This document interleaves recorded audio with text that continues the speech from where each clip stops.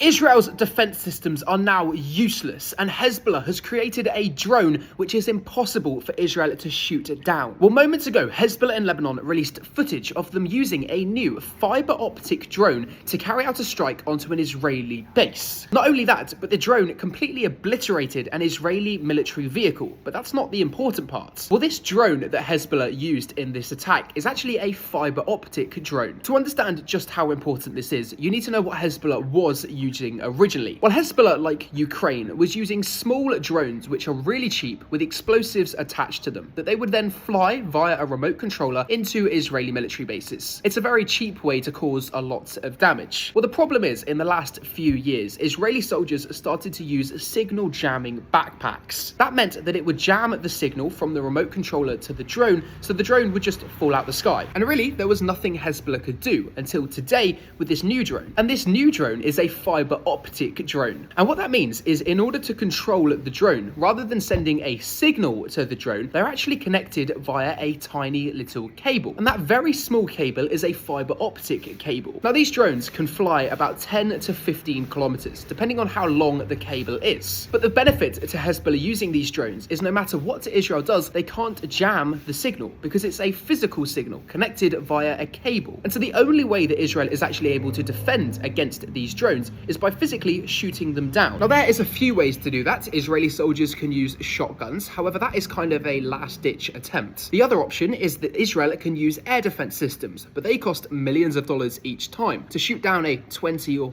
$30 drone. And so no matter what happens now, signal jamming is a very cheap way to shoot down the drones. But of course, they can't do that now, as the drones are connected via a physical cable. And so no matter what happens, Hezbollah is either going to cause millions of dollars in damage with a cheap drone, or Israel is going to have to spend millions of dollars to shoot down the cheap drone. And so Israel here has been put in a very bad position now that Hezbollah has started to use fiber-optic drones. And really, there's nothing Israel can do about this. And that means it's actually likely that Hezbollah will continue their attacks like this. And so, as they do, it's worthwhile leaving me a follow, because I'm going to keep you up to date on everything that happens and bring you all the news like this that you wouldn't find anywhere else.